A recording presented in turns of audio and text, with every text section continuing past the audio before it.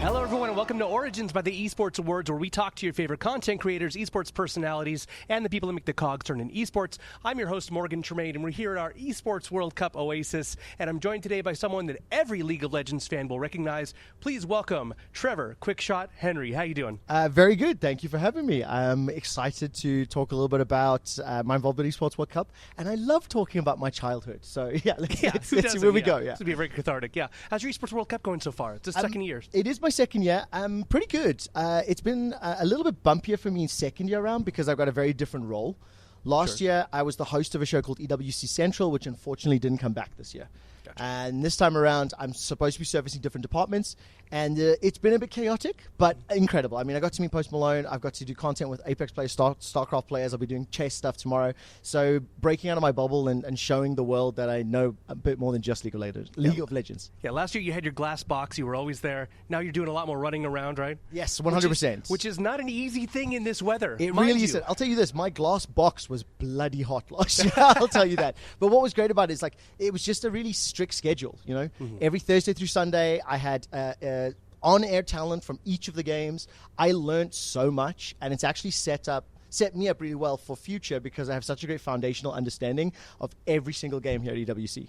That's how I feel too with my experience producing Twitch Rivals. So you would have a chance to touch so many different games. Yes. You become very knowledgeable about everything, and you see a lot of the commonalities between the players and the games themselves and competitive formats. Yeah, it's great. I just wish there was a little bit more time for the players from the different games to interact with one another. You know, obviously these schedules are relatively condensed, relatively packed, and the one opportunity thing that I still wish for last year and this year is just seeing a little bit more cross-pollination. What I really like this year, the clubs are doing a bit more of an effort of that. I'm seeing when clubs have multiple teams, they're bringing them to booths, they're putting them side by side. I mean, T1 did that a couple of weeks back. It was really exciting. So it's just fun seeing it grow. Yeah, I mean, it's definitely grown year over year. I'm sure we'll keep going that way. What has been your most memorable thing so far? What is the big change you've seen from last year to this year? What's standing out now? Okay, last year to this year, I think the Superfan program is probably the biggest upgrade, because it brings a sense of familiarity and comfort to pretty much any esport fan that's attending. Whether you're here for Valorant, whether you're coming for Counter-Strike, whether you're here for Overwatch, whatever it's going to be, those fans are in stadiums and events that you and I have attended and worked before. So that culture's brought with it. If I were to be very selfish, my actual favorite memory was having the opportunity to interview Salvatore Ganaccio last year. On the show, he came over and he paid a very nice compliment and chatted. I got to see him perform live for the first time, and that's something that I will carry with me to my grave as one of my favorite DJs on the planet. So yeah, really, really cool. Yeah, there's so many opportunities. There are a lot of people that you would never think would come to this and to come into there, but the Superfan program has been very interesting. We were talking to some Heretics fans and the Spanish fans. They really show up and are no one excited. Expects the Spanish Inquisition. I had the opportunity to speak to a bunch of League of Legends fans, obviously in week 2, and the Team Liquid super fans that were out were really, really awesome. There was a couple of people that actually had to get a passport for this trip. Never been outside the States, first time leaving, and it was traveling to support Team Liquid. They came out in week 2. I can't remember which game they were supporting, but it was just really, really sweet to interact with people and also to see that exposure. I think was really, really cool. Absolutely. All right, so this is Origin. So I want to talk a little about your background in esports and in life in general, because I worked with you, but I don't know actually too much about you outside of League of Legends. Obviously, you are synonymous with League. I think anyone who's been a fan of esports and League of Legends has known you very, very intimately for a very long time. But when did it all start for you with gaming? What is your first gaming memory? Gaming memory is Super Nintendo. I have a very vivid memory being about 5 or 6 years old, and I was playing Contra, if I remember correctly, or something similar to that, like side-scrolling action game. My brother, who's a couple years younger than me, was kicking me in the back, and all I did was yell at my dad to make him stop. He didn't. I didn't stop playing. I just kept the game going. So I remember playing from a very, very young age on consoles. At about 11, 12, I got introduced to PCs. I got introduced to Warcraft 3. It was actually my very first online game. That was mine too, actually. And in South Africa, it was very difficult to play online because there was no local servers. But once I started to learn about the PC culture, I pretty much left consoles behind. PC Master Race all the way. And yeah, I mean, I've probably been playing games for the better part of 30 years. I'm 38 this year, so... What is the gaming culture like in South Africa? It's very similar to like Saudi Arabia, actually, in that it's a small community. the majority of the population cannot actually afford to either have a PC or a console. So it's very small. It's very limited. What that means is the competitive community is very tight. So I competed in Battlefield 2, Quake, Painkiller, and Call of Duty. My nickname's Quickshot because I come from FPS. And in Battlefield 2, Counter-Strike, Call of Duty 4, back on PC days, there would be 30 to 50 teams. And let's say 20 to 30 of those would be serious, meaning they stick together, the names are recognizable. Anybody in the Counter-Strike space may be familiar if you watch Tier 2 with like Bravado Gaming. Right. That was one of my main rivals. They kicked the crap out of me in almost every tournament that I played. Me and my friends, we were a social clan. We were called Big Fat Bastards because we were always getting fed. That was the inspiration for it. Okay, that's pretty good. Yeah. I mean, it was like 14, 15 years old, when we made the clan. It's a dedicated group, but it's a very small group. That's grown, obviously, now as mobile gaming is coming to the forefront and mobile gaming is picking up. But I was pretty successful, and I won a healthy amount and got to represent South Africa in a couple of tournaments. So that was from 16 years old to basically 20. Okay, so into gaming at a young age, got into esports pretty fast. What made you take that turn from playing and competing to hosting, to more talent things? Complete luck. In university, I was studying a Bachelor of Commerce. I was going to get a marketing and BCom degree, business management in marketing and management. Business management is the word I'm looking for. Because I didn't know what I wanted to do. I didn't know what job was going to be in my future. I like to talk. I thought I was going to be a salesman. I really just thought I'll change industries when I get bored. I'll sell tablets one year. I'll move on to refrigerators the next year. I'll move on to drilling bits the next year. I always just thought that was what my future was going to be. And my younger brother came with me to a pitch meeting for a retail store. Anyone in the UK will know PC World, for example. In Germany, it's Saturn or MediaMarkt. But just moms and pops store. I was still in university. I pitched them. My brother made a joke and said, "You guys don't know anything about gaming. You should hire him." Straight out of university, I had an 18-month contract. I got to launch a brand. Hey. When I decided to leave South Africa because it's a very unsafe place, I ended up in a gaming gig in Berlin and literally got yelled at by my boss for watching League of Legends. That led to somebody in the office coming and saying, "How much do you know? How much League of Legends do you know?" By this point, I was probably playing 8 hours a night. Yeah, so it's like all of it? Yes. Like maximum? She introduced me to her boyfriend at the time, who is the CEO of a gaming event company in Spandau in West Berlin. That guy then said to me, "Trevor, you talk a lot of shit. Have you thought about commentating?" 9 months later, I was hired by Riot Games and have been doing it ever since. So I've been very fortunate. I had lucky opportunities that I was brave enough to capture. Talk shit, get paid. Literally, quite literally. Yes. Yeah. What was the transition like going from South Africa to back to Europe? I mean, so my family's from the UK. Both of my parents are British. So I was very fortunate that having a Northern Irish father and a Welsh mother, when I was born in the UK, I had dual citizenship. So if I'm honest with you, there's blessings and curses to it because I've never considered anywhere a home. I don't have roots. I don't have patriotic feelings towards my country of birth. I have an understanding of the UK because I've been traveling there since I was a very young age.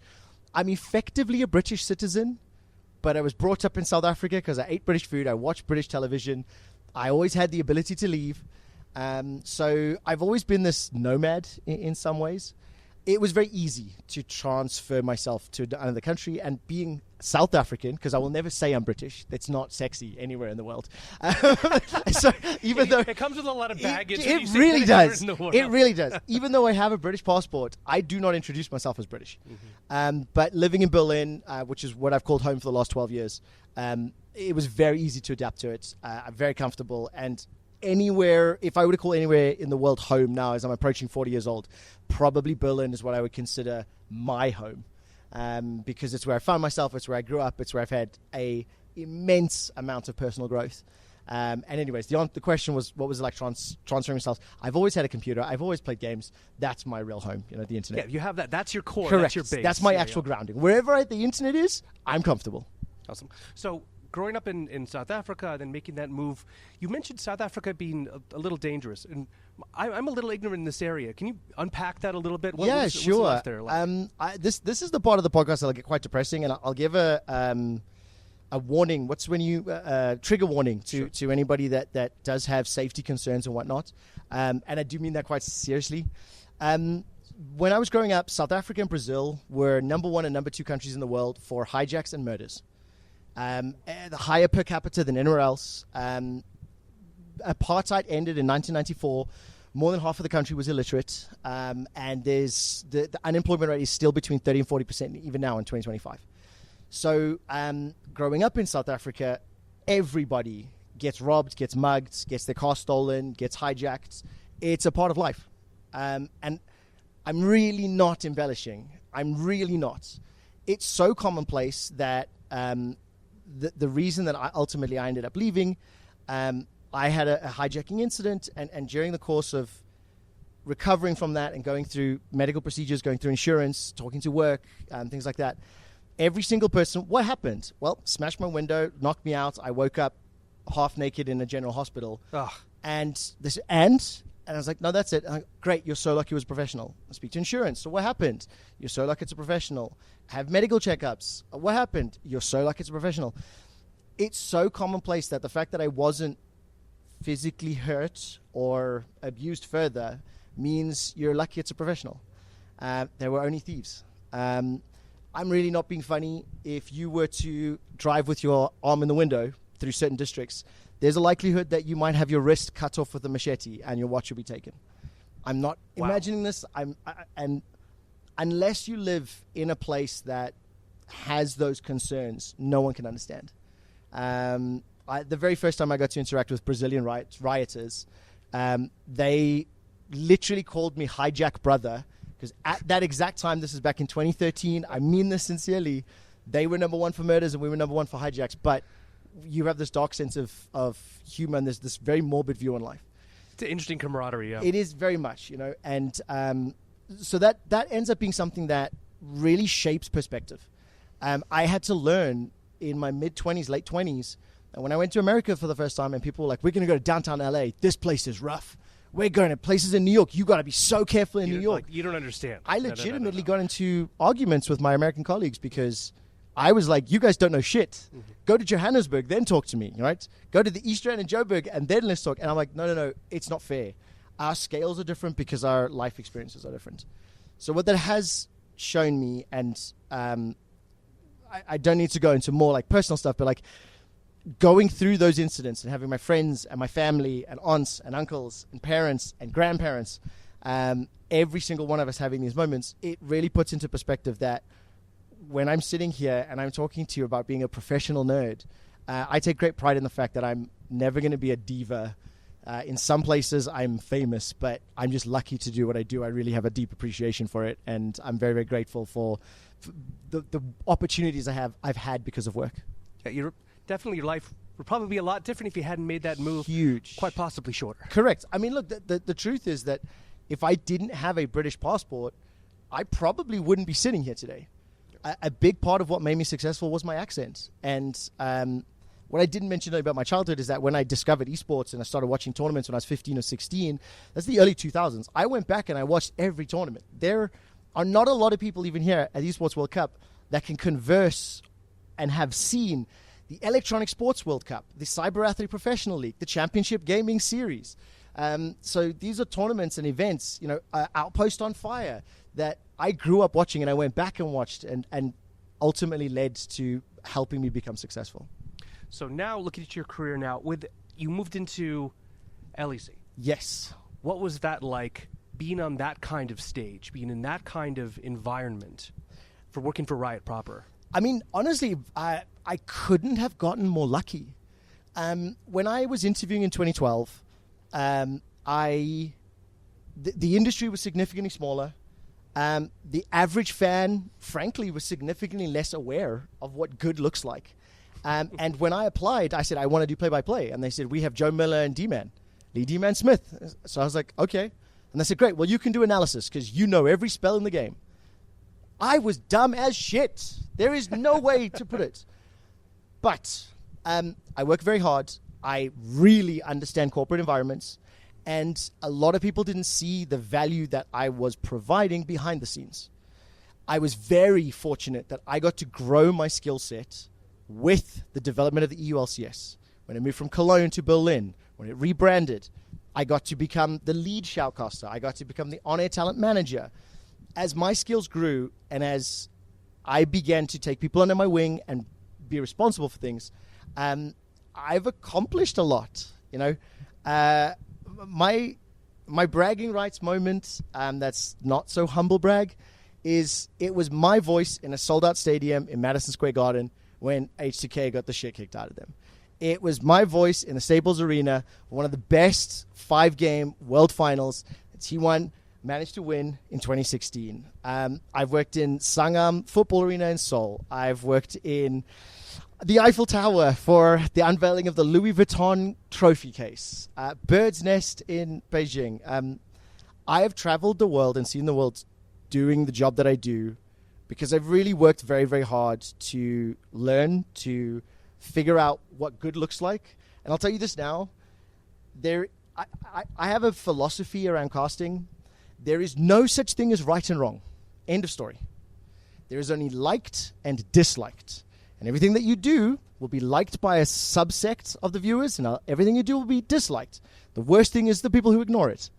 So I frame a lot of the stuff that I do, and is it liked, is it disliked?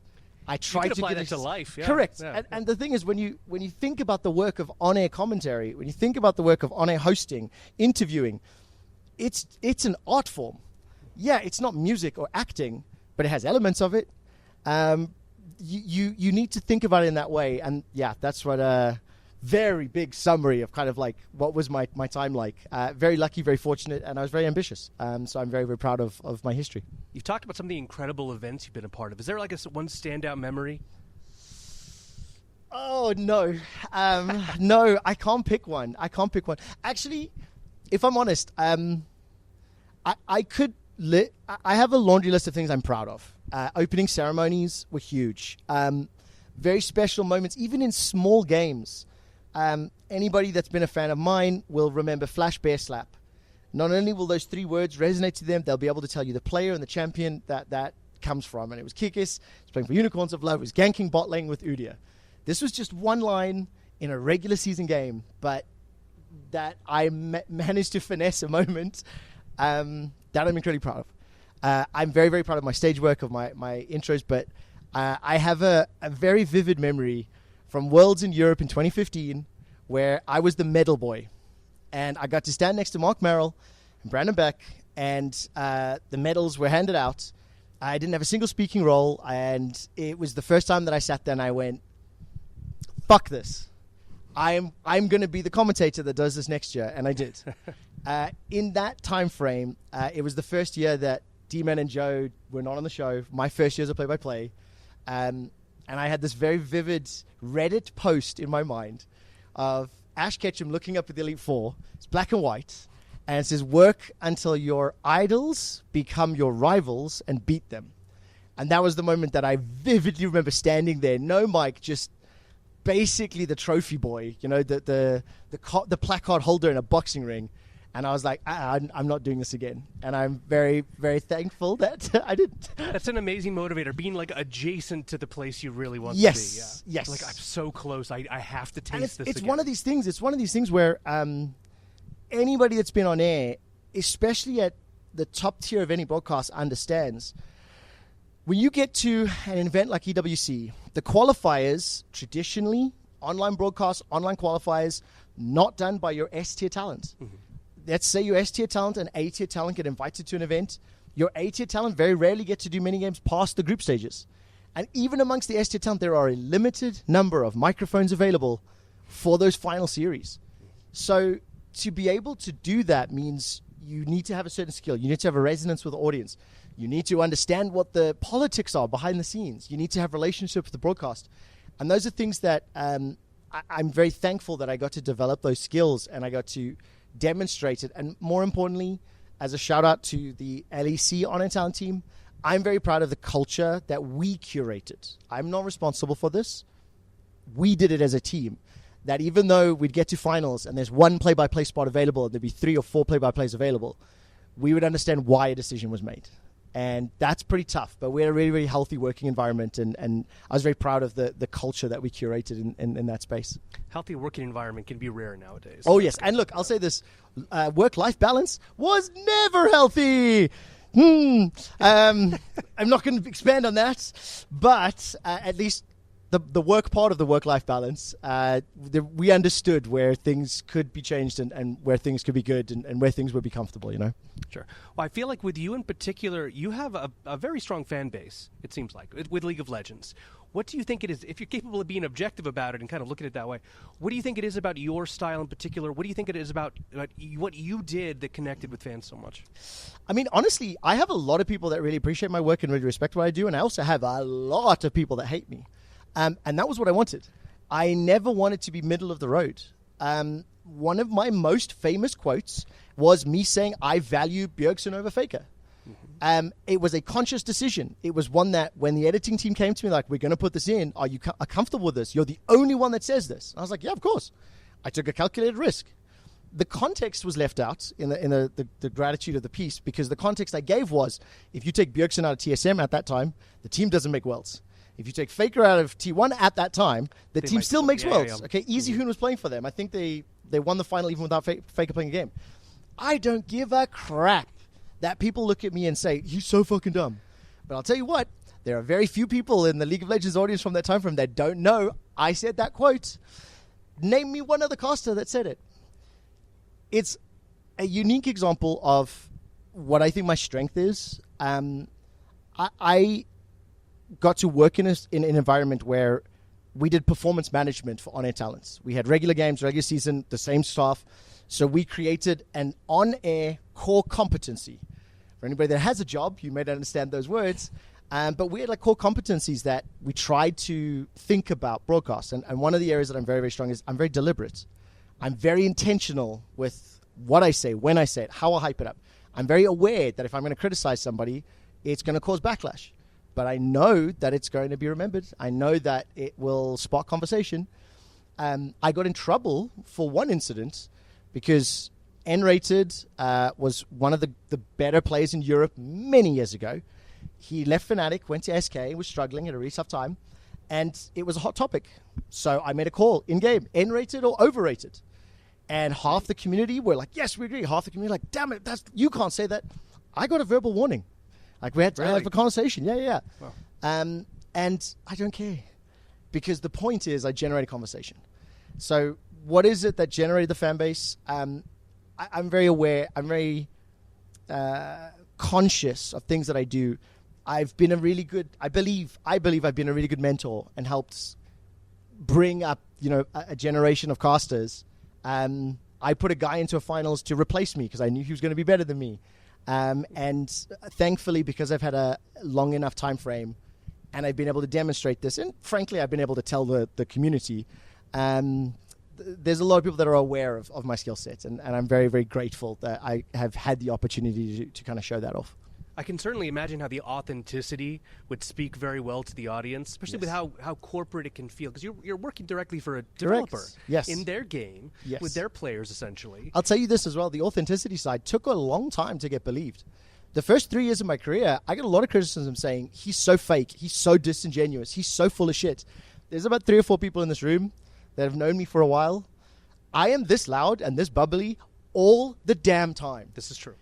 When it comes to esports, when it comes to events like this, I'm a kid in a playground. I mean, I'm nearly 40.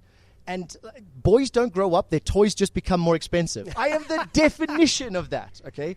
So I'm lucky that I've had enough trust from behind the scenes to be able to show that. And now there's enough people that know, oh no, actually, if Trevor's on broadcast and you're a bit tired, brace yourselves, because you may not like this. But I'm aware of that, and I'm very thankful, because I am my true self, and I really, really love what I do. The energy comes across, definitely. But the thing, too, you have to enjoy what you're doing. Have fun with it. Otherwise, why are you doing it? Yes. And also, I'm sprinkling in little tidbits here for anybody that is, considering following the path, right? But, I also have a philosophy that I did for myself personally, and then I taught. But for the first 5 or 6 years of my broadcast career, I would build up as much good credit as I could with my producers, with the community, with my performance manager. And every now and again, I would spend a portion of that good credit to get told off. but I would never, ever, ever go into debt. I would never redline my broadcast credit account because I want to be naughty. I want to push the boundaries. I understand that in this environment, what is broadcast safe is way, way, way softer than what you can experience on the internet. So, you know what I mean? The concept of political capital exists in the entertainment industry more than most, I feel like. Yes. Yeah. And, you know, like, I have quite a few scenarios that I look back on that I have had legitimate warnings for and been told off for. And I look at them smiling right now because they were all deliberate choices, and the authenticity of still being a little bit of a naughty boy from time to time, within reason, is something that I've had a lot of fun doing and really enjoyed. Okay, you know just how far you can go. Yes, exactly. Yes, I know where the line is. I'll go right up to it. Sometimes I'll stop on it, and then it'll be a little bit more of a professional telling off than just a slap on the wrist. But that's, again, I'm speaking to the audience, you know. I don't really care sometimes if my boss gets mad because there's hundreds of thousands of people that kind of enjoyed that moment. Well, that's the thing, too. Understanding the audience better than sometimes the people whose job it is to understand that, that's very valuable in and of itself. Yeah, very much so. And like right now, we're in a bit of like a tectonic shift as far as audiences are concerned. I'm a traditional kind of. I've got a bit of a boomer brain. I don't really understand Twitch chat. I really don't really understand memes. I've lived on the internet long enough that I saw the dark early days of the internet and the weird flash animation stuff that existed. But I like a traditional core broadcast, and something that I'm struggling a little bit with at the moment is seeing the shift towards co-streamers. I've never watched a streamer. Major shift. You know, and that's where the audience far surpasses the viewership of the significantly. Core product, and I grew up in a traditional household, conservative country. I watch cricket and rugby on broadcast, you know, digital satellite television. So I like a traditional broadcast. I personally am not a fan of streamers. I've never been. I don't even watch pro players when they stream. If a team plays scrims, I'll watch that because I like organized, structured play and things like that. So I'm in this position right now, seeing where the audience is shifting and things changing. Going, right, how do I adapt? What do I need to learn? How do I speak to this audience in opportunities like this where it is not core gameplay, shall we say? So seeing this shift towards co-streaming and things like this, where do you see this ending up in, say, 5-10 years? How do you think this is actually going to affect core broadcast and the productions that we're seeing? So I think in the short term, core and traditional broadcasts are pretty doomed in the short term because the audience age, the viewer base, the market that you're speaking to is currently shifting towards this co-stream environment. I think much like when esports was developing and the industry was growing, a lot of people didn't take it seriously. A lot of people may have been slow to get on board the hype train, to look at channels like Twitch. You know, YouTube not killing Twitch in its infancy is a good example of that, right? They could have if they committed resources. But it's got to the point now that esports and viewership and broadcasts are big enough that they're sustainable, that they have a place in the market. I think it'll get to the point where co-streamers and individual personality streams will be side by side with a core broadcast because kids will grow up. And when the current generation, if I'm honest, gets a little bit more life experience, sees the world a little bit more, I don't think they're going to sit with an individual content creator as they grow up, in my opinion. And I think it'll be this dip in traditional broadcast, and I think it'll come back because online gaming, competitive environments, they're not going away. And when I have kids, when they eventually grow up, they're going to want to watch tournaments too. How much of it do you think is the bringing the tournament to where people already are via this co-streaming versus it just being that this is now the lexicon of how people consume content? I mean, it's both. It's both. I don't think you can.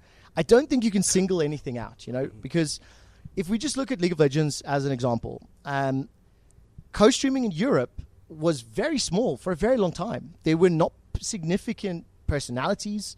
The diaspora, I think it is, of languages also made it a little more complicated. But in the last 3 to 4 years, you know, we have broadcasters, streamers, org owners, you know, people like Ibai, people like Kamento from KC, K-Drill just blowing up and becoming literally the biggest channel on Twitch because of his league coverage. That's a reaction to where the audience is. And I think that when the LEC was developing its brand and its tone, we had something unique, something that stood out from the rest. We had a willingness to be goofy. We called it weaponized cringe. that spoke to an audience and brought them there. But that's not there right now. That soul is missing. So the audience is going to move. And I think there's going to be ebb and flow. And I think you'll never be able to say it's one specific thing. And I truly believe there will be space for both in the future. I will say the way you approach hosting and analytics, it seems like very much like content creator brain. Yeah. As far as like knowing how the audience is going to react to things, I'm going to say this knowing it's going to get this kind of mixed reaction, and it's going to have this kind. I'm going to get this kind of return Correct. on it. It is that kind of mentality that I think is lost now, and it maybe is just a lack of willingness to push it because there is some risk associated with it. But I see the connection here. It's like this is what we're getting from co-streaming. This is what we're missing right now, and this is why LEC worked when we were doing it. I'm a old soul. When you grow up in a challenging environment like South Africa, you lose a little bit of youthfulness early on, right? So part of the reason that I have a lot of corporate skills was just the environment that I was in SA. It accidentally taught me soft skills. I see in the youth, in people that I've hired to be shoutcasters, fans that I meet, comments that I see online, there is, frankly speaking, less understanding and awareness of traditional business, less comprehension on how things work behind the camera than when I was a child, right? It's been obfuscated. And the spokespeople and the broadcasts and the famous content creators now are also less experienced in the real world, because if you grow up in this online space, you don't learn soft skills that you do at a part-time job, a temp job, or going to university, things like that. So I think once some of this more knowledge makes its way through the rest of this market, that I do think is just slightly less knowledgeable, slightly less experienced, I think we will see shifts. But it takes time, and it's going to be a slow and gradual change. So with your career now moving away from the LEC, you're doing more freelance. Do you feel like you're still able to accomplish that, sort of pushing the boundaries, the sort of that your style in that same way when it's A, shorter events, and B, that you're sort of having to do the gig, hoping that you get the next gig? Yes. I mean, look, the short answer is yes. The truthful one is there's less opportunity, In the freelance world that I'm working in right now, the majority of my income actually comes from consulting, comes from working with marketing agencies, gaming developers, or brands on different projects that my skill set has taught me over the years. I've been fortunate enough to launch gaming programs with banks. I've been fortunate to pitch booths and esports programs for developers at Gamescom. Awesome. I'm brought into agency pitches for broadcasting rights and RFPs. That's actually how I'm paying the bills right now. EWC provides me the opportunity to speak on games that I don't get the opportunity very often to do. And I know a little about a lot. I don't think there's a single title at EWC that you could quiz me on that I don't have some fun fact about, right? No matter how weird or obscure or different it might be. So in that environment, I don't get as many opportunities to push the boundaries. But what I do get is a lot of trust from organizers and producers and sponsors to be the one that is relied on when content needs to deliver. I had the opportunity to get pulled into a shoot with Apex Legends pros, streamers, and Post Malone. And the only reason I have that is twofold. Number one, the executive producers on that piece are people I've worked with firsthand. And number two, I have a proven track record of being reliable, responsible, trustworthy in those environments. And which is invaluable. Invaluable. And not everyone has all those. Correct. I'm very proud of the fact that I can sit in a business meeting with a sponsor and understand what do they want from the ROI, and then speak to our marketing team or our content team and go, right, what are their KPIs that they need to look for? And when I'm empowered with that information and brought in, I believe I'm one of the talent that demonstratively is stronger in those areas. So on one hand, I don't get to be as fun, I don't get to be as carefree, but on the other hand, when things are really big and really important, there's a lot of decision makers behind the scenes that know they can count on me. Speaking of things that are big and really important, like Esports Awards 2024, what was that experience like for you? Oh, really, really cool. Really, really cool. I've been on the periphery of the Esports Awards for over a decade, like literally since its infancy. Have been nominated in the past, and that was such an incredible experience. I still have all of the memorabilia. When I walked into my hotel room, there was this lovely little banner. Got a bathrobe as well. Like literally, I still have all this in my house. We love doing that, yeah. Last year, I had the opportunity to host the satellite show in LA. and got to work with Lottie van Prague, got to interact with a bunch of talent that I've not firsthand worked with before. And it was amazing. It was really, really cool.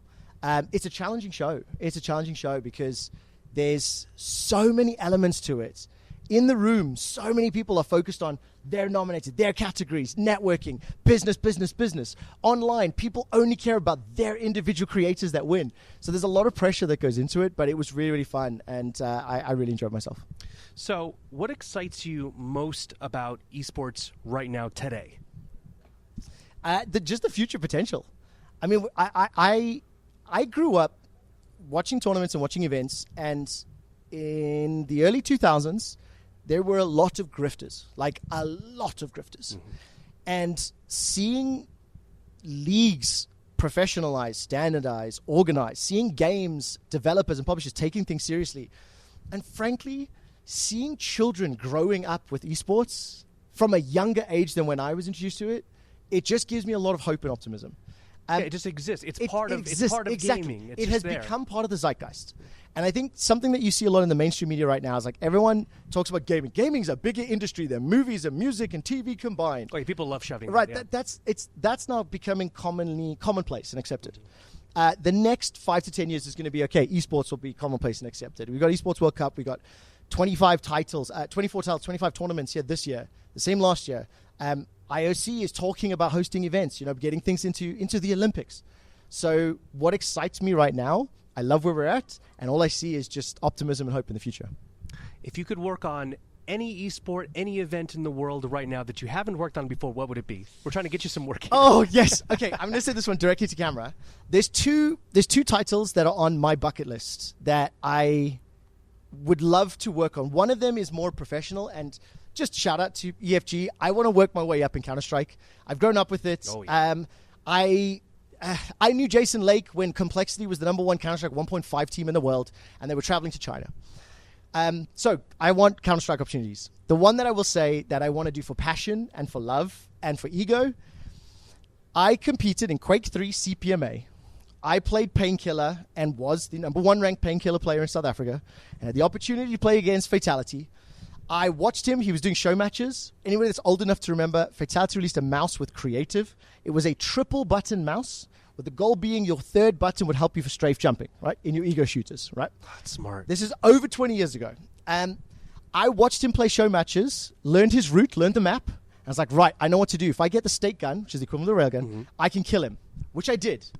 I killed him, and I felt like I was on top of the world. He made me suicide twice, and the final score was 11 to -1. I was the only person that had a negative score by the end of it. That's the reason and the context on why I want to work at QuakeCon one day, as a host, as an interviewer, as a play-by-play caster. My name is Quickshot because I come from ego shooters. And those are my dreams. One for professional, putting food on the table, and then one is my dream game, dream job. I think once every couple of weeks I end up talking to somebody and saying, well, we need another Quake. Yes, we need one more. I agree. We need to try again. This last one was fine, and it's also like there's two genres I think that have struggled since I've been growing up, and it's in the last 10 years. The real-time strategy genre games have really started to shrivel. In the early 2000s, every single franchise had an RTS. Every single Dune Awakening, it was a given. Yeah. Star Wars Galactic Battlegrounds, all the Command & Conquers. It was a given. Those are shriveling, and then the ego shooters, the one-on-ones, they're slowing down.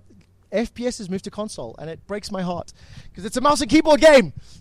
Well, and it's such a good spectator sport that way too, because that is another problem in general for esports. It's like unlike some traditional sports where there's a ball, there's a focal point. Yes, it's very easy to do. With this, we have entire trucks of observers and wonderful people who are great at crafting narratives combined with the on-air talent. Correct. But it has its own challenges for a viewer trying to get into this. The barrier for entry is very high. Can I tell you how I explain this? I did a lot of interviews on behalf of Riot Games and League of Legends during my time. And when I spoke to traditional TV broadcasts, the best way that I describe it to them is like, look, when you watch a game of football, there's 11 players aside and one ball. And all you got to do is get that ball in the net. But when you watch a game of League of Legends, each player has their own ball. And there are about 25 goals on the map at any given time. And the value of those nets changes based on how long the game is, the state of the other players. So when you have that many variables to consider, it's very difficult to onboard people. The difference then is the value add here is that once you understand those variables, you actually have a significantly deeper connection with the game. Absolutely. There's a lot of people that look at football and it's binary. Love it or hate it. Rugby's better, football's better. NFL's better, football's better. It's soccer, whatever it is. You're never going to find something new There's not about enough it that depth to excites it. you. It Exactly. just is what it is. Correct. You've experienced all of it. And if you want to really get into, the nitty-gritty of football and the nuances, it's actually even more obscure than a game like League of Legends. Because, seriously, if you're brand new, if you're in South Africa, it's called soccer. I have no idea how to tell you if a team plays defensively, offensively. I don't understand how formations work. I don't know the intricacies of an individual player and their skill. Not really, unless you are the greatest of the great. So there are parallels there and a lot of similarities. There's always nuance. Nuance to it, in exactly. everything. And I just think that as gaming continues to proliferate and be more mainstream, that barrier for entry drops less and less and less. Because once you have played some version of a MOBA, whether it's Deadlock, whether it's League of Legends, those basic fundamentals transfer from game to game. Yeah, the knowledge is transferable, Correct. absolutely. Yes. Okay, I want to get into some rapid-fire questions. Okay. Most memorable player you've interviewed or casted over? Yankos, beyond a shadow of a doubt, every single interview is golden. Favorite event of all time? If you had to pick one, you got to pick one. League of Legends World Championships 2016, every single stage. A game that you love that people wouldn't expect. Final Fantasy 7, 8, 9, 10, 10 to 12. I have Final Fantasy tattoo on my back. That's pretty good. Okay. Yeah. All right. One word to describe the League community. Toxic. Okay. That's fair. It's fair. I retract it. I humbly apologize. The new word I'll say. This. Passionate. That's the polite way, but Yeah, exactly. sure. Yeah. But it's Yeah. toxic. It's toxic. All right. Is there a mantra you live by? Oh, yes, there is. Yeah. Okay, can I tell the story of it? Is it okay? I developed something in the League of Legends community and the Valorant community that I was in a position of being a manager, being a hiring person. I negotiated. I did performance management. So when somebody was on the show for the first time or I was overseeing a broadcast, I would come up to him and I'd be like, all right, 1 minute on the clock. Morgan, right, we've got 1 minute to go. It's the first time on my show, right?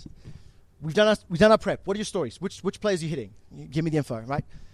I know this is the first time. You have Deficio next to you. It's like, and yes, I know. He's the greatest color caster in the history of Europe. 30 seconds on the clock. I just have one piece of advice for you, and it's 3 words. I tap you on the shoulder, and I wait for that moment. And then I look and I say, don't be shit. And that's it.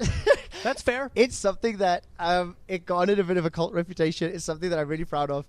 And the only person that ever ruined it for me was Ashley Kang. I tried to do that to her. And she went, oh, is this the don't be shit speech? Halfway through. And I'm like, no, you ruined it. Ah. So I probably won't be able to do it again in any sort of format like that. So yeah, don't be shit. Don't be shit. Don't be shit, you guys. Yeah. There's going to be a lot of bleeping on this. Sorry. It's all right. All right. So if a young caster or host asked you how to build a long-lasting career in esports while staying true to themselves, what advice would you give to them? First of all, good luck. It's very, very tough. As the community and the industry has grown, the barrier for entry has grown with it. So what that means, basic fundamental skills, the level that I was at in 2012 and 2013 would not be acceptable in today's market. The reason I highlight that is you need to be critical and you need to be earnest and you need to be realistic. I've met a lot of aspiring broadcast talents who are not skilled enough yet to self-reflect in a manner that will help you grow, right? I think that's number one and the most crucial thing. You have to be aware that you need to criticize yourself because the entire planet's going to be criticizing you no matter what you do, for better or worse. And you need to be able to dilute that. The second thing is really understanding the community, the game, the broadcast, and what value can you bring? How do you do things different? If you don't do things differently or have a unique spin, how do you stand out? How do you break through all of the noise? And there is a lot of noise.